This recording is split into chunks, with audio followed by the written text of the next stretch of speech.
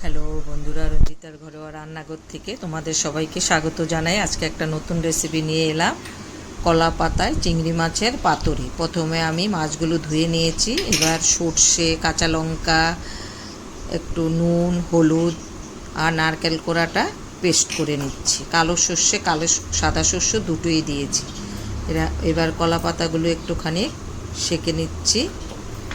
এবার যে পেস্টটা বানিয়েছি সেগুলো সব মাছের সঙ্গে ভালো করে সর্ষে তেলও দিয়ে দিলাম, মেখে নেব। কিছুটা সময় মেখে রেখে দেব যেন মাছের ভিতরে নুন সব কিছু ঝাল ঢুকে। এবার কলা পাতাটাতে আমি নিয়ে নিচ্ছি। কলা পাতাটা একটু পুড়ে গেছে, তাই একটু কালো কালো দেখাচ্ছে।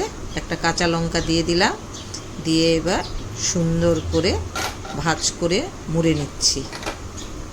যেভাবে পাতুরি বানায় সেইভাবে, এই যে দেখো সবগুলো আমি এইভাবে করে নিলাম। এবার কড়াতে আমি সর্ষে তেল দিয়ে দিচ্ছি, দিয়ে আমি মুড়ে রাখা পাতুরিগুলো সব দিয়ে দিচ্ছি।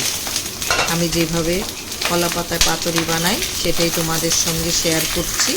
এখন বাজারে অনেক ইলিশ মাছ পাওয়া যায়, তাই আমি এই রেসিপিটা বানিয়ে তোমাদের সঙ্গে শেয়ার করলাম। আশা করি তোমাদের ভালো লাগবে। পাতুরিটা আমার হয়ে গেছে, একটা খুলে দেখাচ্ছি দেখতে কেমন হয়েছে। গরম ভাতের সঙ্গে এই পাতুরিটা সত্যি খুব অপূর্ব লাগে। এই দেখো দেখতে এরকম হয়েছে। সবাই ভালো থেকো, সুস্থ থেকো, পাশে থেকো।